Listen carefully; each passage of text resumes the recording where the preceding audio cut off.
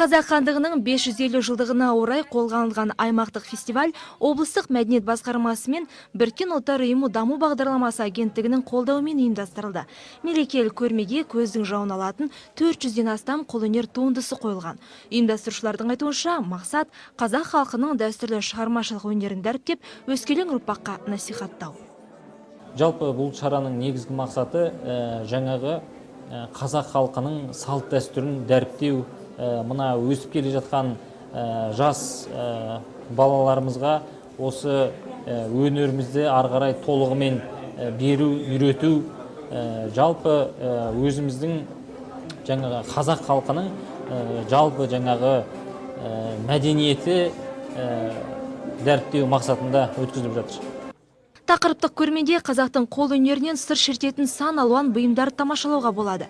Экспозициялық залдар тұрмыстың әр саласына қарай бөлінген. Мәселен, бір залда ағаш пен теріден жасалған заттар топтастырылса, келесіде қыз-келіншектердің әшекей бұйымдары қойылған. Қолөнерші Бақытгүл Ақан фестивальде киізден басылған сырмақтар мен текеметтерін ала келіпті. Бояу қанық мұндай бұйымдарды жасау төзімділік пен ерекше талғамды қажет етеді дейді шебер.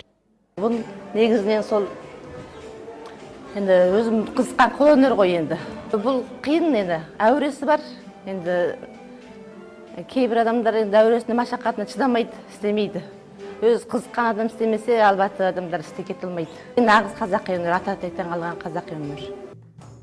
Фестиваль аясында қолөнер көрмесімен қатар Алматыдан шақыртылған әйгілі зергер-дизайнер Сержан Бәшіровпен кездесу өтті. Шара барысында келушілердің назарына зергердің бірегей әшекейлер топтамасы ұсынылды.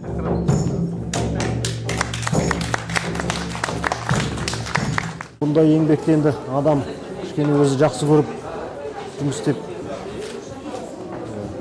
сүйіп істеу керек сияқты. Бұл енді зергерлік деген бір киелі өнер сияқты. Аталмыш қолөнер фестивалі қаламызда екінші мәрте ұйымдастырылды. Қолөнер мерекесіне атсалысқан дарынды шеберлерге алғыс хаттар мен арнайы сыйлықтар табысталды. Ұлттық қолөнер көрмесі сәуір айының соңына дейін жалғасады. Бақтоптаева, Айдын Жанабеков, Бауыржан Жолдыбалин, Семей жаңалықтар қызметі.